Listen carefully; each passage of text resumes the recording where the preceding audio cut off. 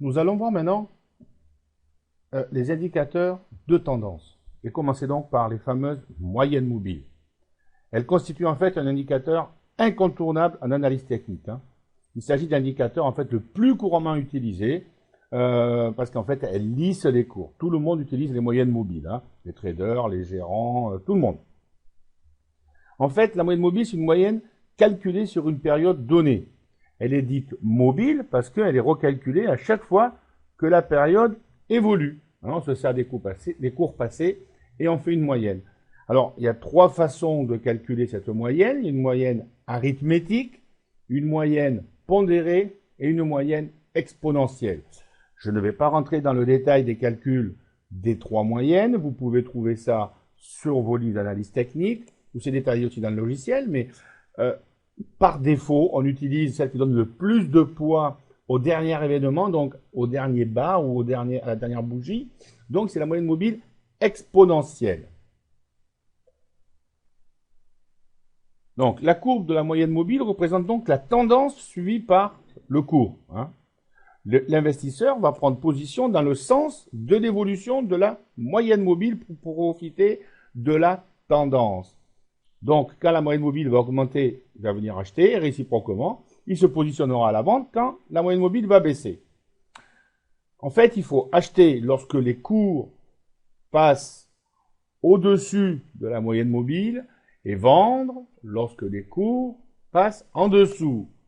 Vendre, ça veut dire soit prendre ses bénéfices, soit vendre à découvert. Le seul problème d'une seule moyenne mobile, c'est qu'il y a beaucoup de faux signaux. Regardez ici, ça croise à la hausse, donc ça voudrait dire achat, et puis là, ça repasse en dessous, donc vente. Achat, vente. Là, ça n'a pas clôturé au-dessus, donc ça va. Là, il y aurait achat, vente ici, et achat ici. Donc, dans les périodes un peu de congestion, il y a de faux signaux. Donc, pour éviter cela, en général, on travaille avec deux moyennes mobiles. Donc, on va rester sur la même valeur, je passe en jour. Je zoome un peu plus. Voilà la théorie de deux moyennes mobiles. Alors, les signaux sont un peu plus retardés, mais plus pertinents et efficaces. Alors, la théorie est toute simple, c'est que j'ai une moyenne mobile courte, là c'est à 20 bourses, donc qui est la bleue, et une moyenne mobile longue, qu'on appelle, qui est la rouge, qui est à 50 bourses. Mais en fait, le signal d'achat est ici, lorsque la bleue, elle croise la rouge à la hausse, et mon signal de vente, donc soit pour prendre ses bénéfices, soit pour vendre à découvert, et lorsque la courte, ici, croise la longue à la baisse. Vous voyez, c'est tout simple. Donc ça, c'est pour suivre la tendance de la valeur. La personne achetait Capgemini dans ces eaux-là, autour de 27,35, et la revendait ici à 31,15. Vous prenez une position en vente à découvert ici, et ne saurez toujours pas racheter, parce qu'il n'y a pas eu croisement des moyennes mobiles à la hausse. Les personnes qui veulent faire du trading à un peu plus court terme peuvent également utiliser les moyennes mobiles. Regardez à l'écran, je suis en graphique 15 minutes. J'ai pris une moyenne mobile courte, 16, c'est-à-dire 16 fois 15 minutes. Et puis, on avait une mobile longue à 53, c'est-à-dire 53 périodes de 15 minutes. La théorie est la même. On achète quand la moyenne mobile courte croise la longue à la hausse, et là, on vend quand la courte elle croise la longue à la baisse. On achète, on vend, on achète. Vous me direz, ici, c'est vrai, on aurait vendu un faux signal.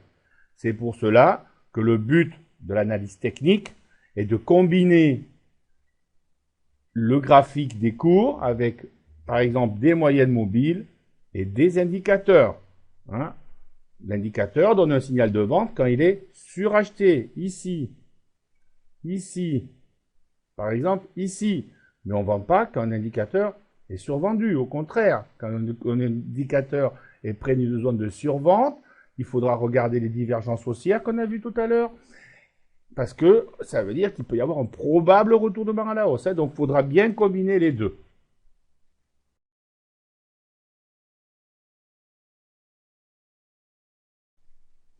Nous allons parler maintenant du MACD, le Moving Average Convergence Divergence, qui appartient donc à la catégorie des indicateurs de tendance. Donc cette catégorie d'indicateurs qui permet de mesurer la force de la tendance en cours, hein, ainsi que les risques de retournement. En fait, cet indicateur se calcule en faisant la différence de la moyenne mobile exponentielle à 12 jours et celle à 26 jours, filtrée par une moyenne mobile exponentielle à 9 jours. C'est un oscillateur qui n'est pas borné, vous voyez, il n'y a pas de 0 et de 100. Il y a une zone d'équilibre qui, bien sûr, est 0, et ça va, comment dire en mathématiques, de moins l'infini à plus l'infini. Pour vous montrer comment ça marche, je vous ai rajouté sur le graphique des courbes la moyenne mobile exponentielle 12, la moyenne mobile exponentielle 26. Regardez, lorsque la moyenne mobile courte croise la longue à la hausse ici, c'est un signal d'achat, et bien mon MACD il passe au-dessus de 0. Et inversement, quand ma courte elle croise la longue à la baisse, c'est un signal de vente, et bien mon MACD il passe en dessous de 0. Là, elle se touche, mon MACD est neutre. Elle se touche, mon MACD est neutre. La courte, elle croise la longue à la hausse, mon MACD passe au-dessus de 0. C'est un signal d'achat. Là, c'est un signal de vente. Donc, vous voyez, c'est bien la différence de la moyenne mobile 12 et la moyenne mobile 26. Donc, maintenant, je vais enlever les moyennes mobiles en haut. Maintenant, vous avez bien compris ce que c'était. Donc, vous avez bien compris que la première théorie consiste à acheter lorsque le MACD passe au-dessus de 0 et vendre lorsque le MACD passe en dessous de 0. On achète, on vend. Par contre, comme on dirait en jargon, c'est un petit peu tardif. Donc, il faut anticiper cela. Pour anticiper cela, on a rajouté au MACD une moyenne mobile exponentielle à 9 bourses qui est en pointillé rouge. Et donc là, on va appliquer la méthode classique des moyennes mobiles, à savoir, lorsque le MACD croise sa moyenne mobile à la hausse ici, on va acheter le titre, donc on va acheter par là, et lorsque le MACD passe en dessous de sa moyenne mobile, donc à la baisse, ici, on va revendre le titre, on va acheter, on va vendre, on va acheter, on va vendre ici, ce qui permettait de vendre un peu plus haut que si on avait attendu vraiment le signal de vente sous les zéros, hein. Enfin, pour terminer avec le MACD, on va regarder bien évidemment les divergences, hein, parce que pour anticiper en retournement, bien sûr, le MACD, s'il passe en dessous de sa moyenne mobile, ça veut dire que les moyennes mobiles se rapprochent en fait, hein, et que la courte, elle va avoir tendance à vouloir passer sous la longue, mais en fait, pour anticiper ça, on va regarder la divergence. Donc, par exemple, sur Renault, là, il y a une divergence baissière ici. Je vais vous la tracer. Voilà. Vous voyez bien que le titre, il fait deux pics. Voilà. Un premier pic, un deuxième pic, d'ailleurs, qui est plus haut que le premier, c'est normal. C'est une condition sine qua non. Alors que mon MACD, il me fait aussi pareil, mais regardez, il baisse. La pente, elle est décroissante. Et là, la pente, elle est croissante. Alors, non seulement mon MACD est passé en dessous de sa moyenne mobile, là, mais en plus, il nous fait une divergence baissière. Donc, c'est le moment de prendre une position en vente à découvert. D'accord? Et on se rachètera où? Ici. Quand le MACD repasse au-dessus de sa moyenne mobile. Hein? Voilà. Donc, on vendait à découvert ici. On rachète ici. Et regardez, en plus, ici, il y a une divergence haussière sur le MACD. Je vous la trace. Les cours diminuent. On est sur un petit support. On fait un genre de deux petits creux. Et regardez mon MACD. Voilà, il est ou plat ou légèrement incurvé vers le haut. Là, j'ai une pente descendante et là, j'ai une légère pente haussière. Mon MACD passe au-dessus de sa moyenne mobile. C'est un signal d'achat. Donc, admettons, on achetait ici lorsque le MACD passe au-dessus de 0 ou en dessus de sa moyenne mobile. Là, on vendait parce que il passe sous sa moyenne mobile. Divergence baissière, on vend à découvert. Et là, on rachète. Voire, on pourrait même se mettre un petit peu acheteur. Mais attention, la tendance n'est pas haussière, étant donné que mon MACD bute sur la ligne de neutralité. Hein. Pour qu'il y ait vraiment un signal acheteur sur le titre, il faudrait que le MACD passe au-dessus de sa ligne des zéros. Comme ici. Hein.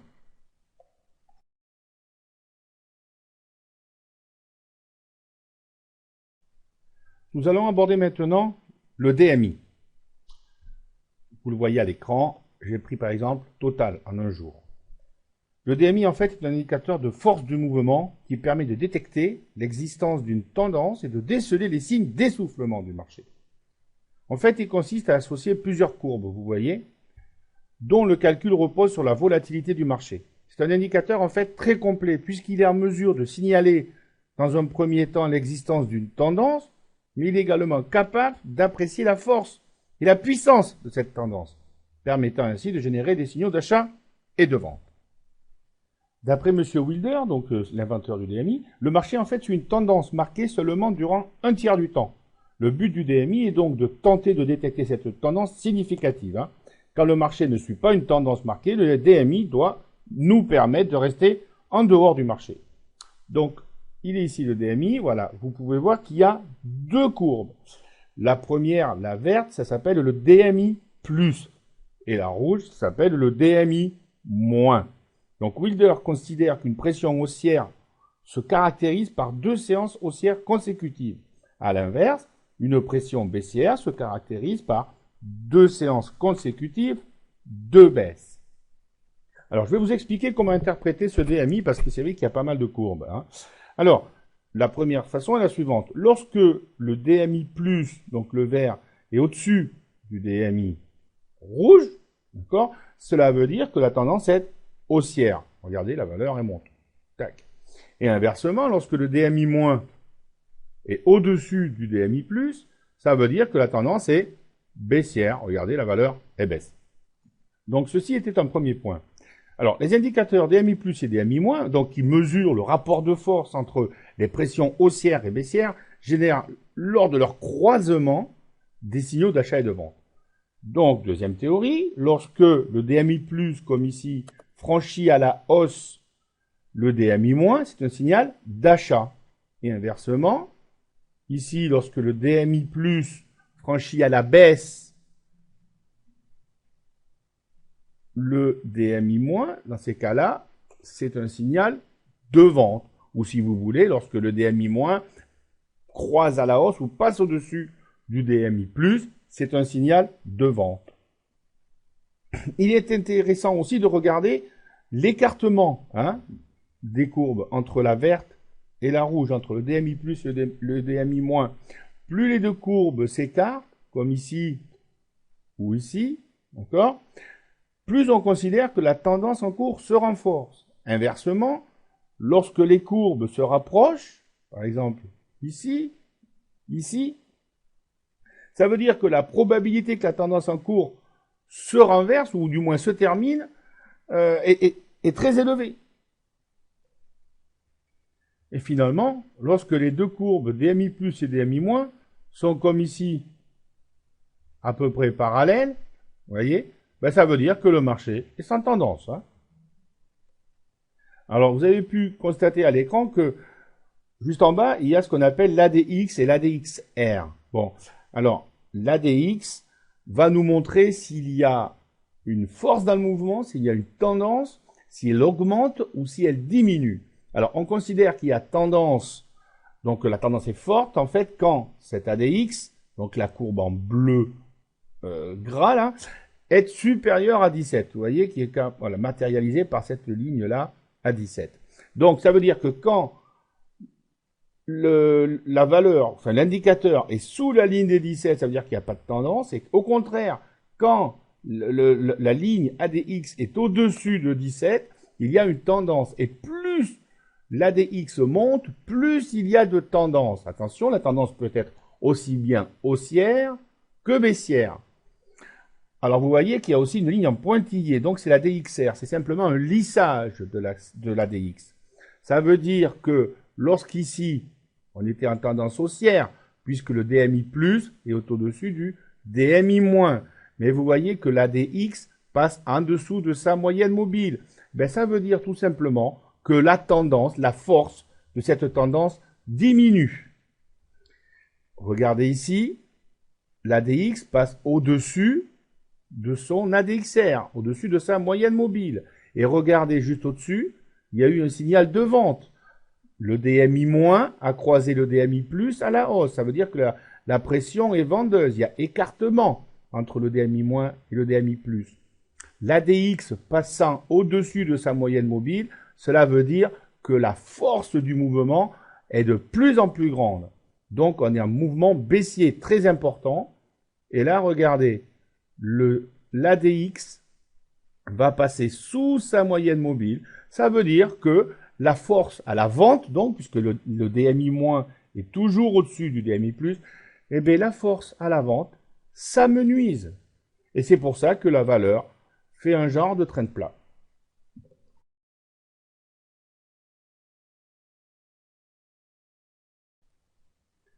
Le dernier indicateur de tendance est une exclusivité de votre Wallmaster XC. C'est le WTI, le Wall Data Trend Indicator.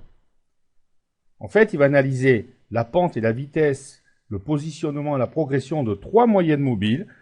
Et puis, en fait, il va nous donner le bon moment pour investir et le début de la tendance, le sens et la fin de la tendance. Graphiquement, il est juste en dessous là. Regardez, l'indicateur est représenté sous forme d'un histogramme. Donc, il fluctue entre moins 100 et plus 100.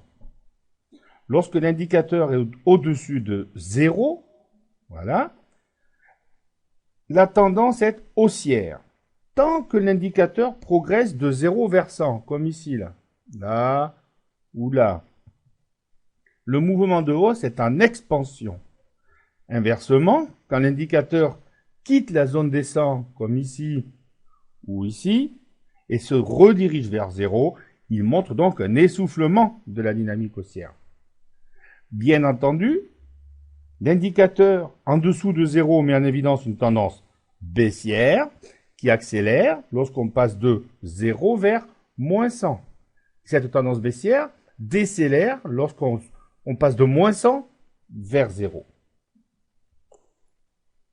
En pratique, il est très simple d'utilisation. Prenez une position dès que Wall Data Trend Indicator montre qu'une tendance débute, puis suivez votre position avec un stop glissant qui vous permettra de sortir au moment où la dynamique s'inverse.